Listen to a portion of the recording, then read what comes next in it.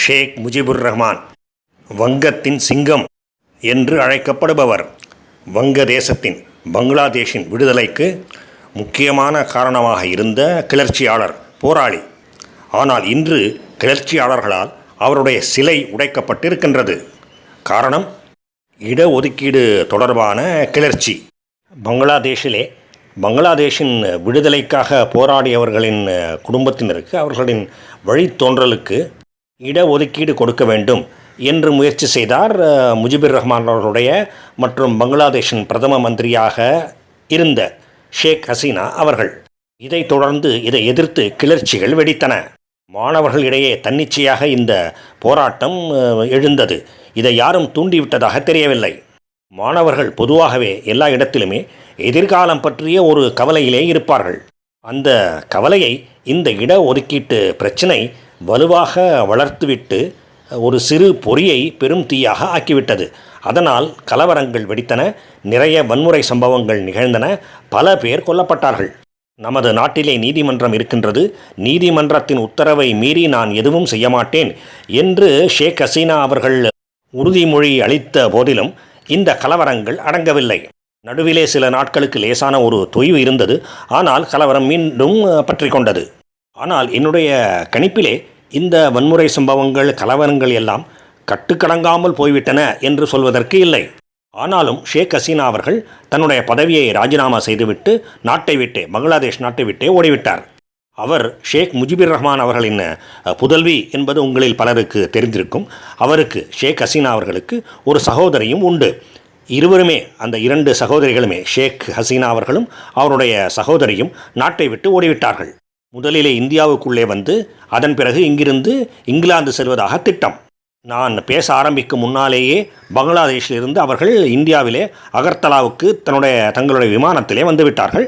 இந்த வீடியோவை நீங்கள் பார்ப்பதற்குள்ளே அவர்கள் அநேகமாக இங்கிலாந்து சென்றிருப்பார்கள். இப்படி ஒரு முடிவை அவர் எடுக்க என்ன காரணம்? ஏற்கனவே நான் கூறியதைப் போல இந்த கிளர்ச்சி கட்டுக்கடங்காமல் போய்விடவில்லை என்பதுதான் என்னுடைய கருத்து. சாதாரணமாக எந்த ஜனநாயக நாட்டிலேயும் ஏற்படக்கூடிய கிளர்ச்சி தான். இதை போன்ற ஒரு சம்பவங்கள் நடக்கத்தான் செய்யும். வன்முறை சம்பவங்கள் அதிகமாகிக் கொண்டிருந்தன என்பதிலே எனக்கு எந்த மாற்று கருத்தும் இல்லை. ஆனாலும் நிலைமை கட்டுக்கடங்காமல் போய்விடவில்லை. மேலும் ஹசீனா அவர்கள் நீதிமன்றத்தின் இறுதி தீர்ப்பை ஏற்றுக்கொள்வோம் என்று ஷேக் ஹசீனா அவர்கள் உறுதிமொழி அளித்திருந்தார். உடனடியாக இல்லாவிட்டாலும் சில நாட்களிலேயே அந்த உறுதிமொழியை பொதுமக்களும் ஏற்றுக்கொள்வார்கள் என்று நம்புவதற்கு இடம் இருந்தது.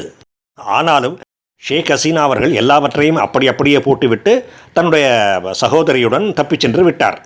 எனவே இந்த விஷயத்திலே பங்களாதேஷ் இராணுவத்தின் தலையீடு இருந்திருக்கும் என்று நான் சந்தேகிக்கின்றேன்.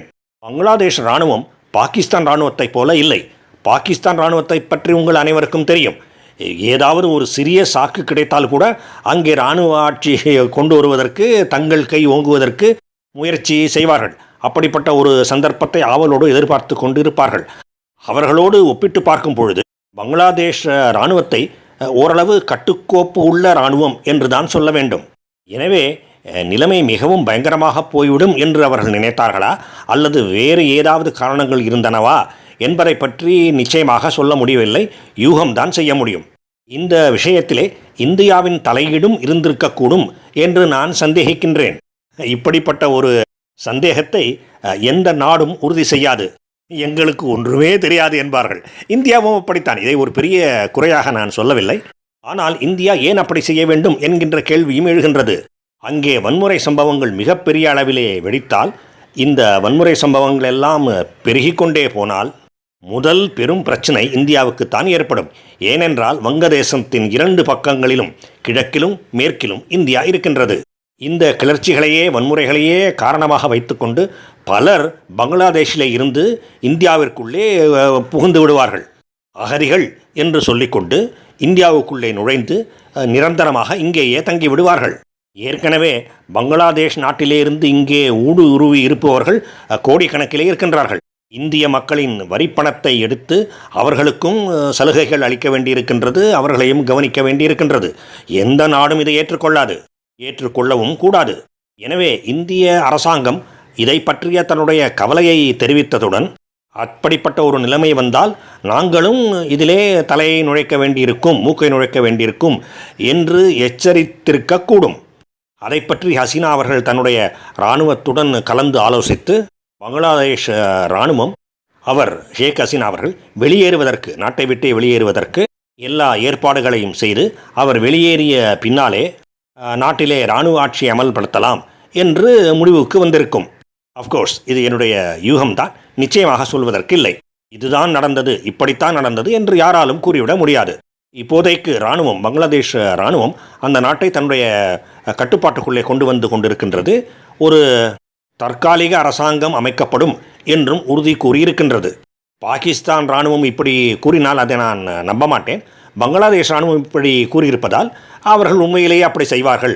இராணுவ ஆட்சியை பல வருடங்களுக்கு நீட்டிப்பதற்கு அவர்கள் விரும்ப மாட்டார்கள் என்று தான் நான் நம்புகின்றேன்.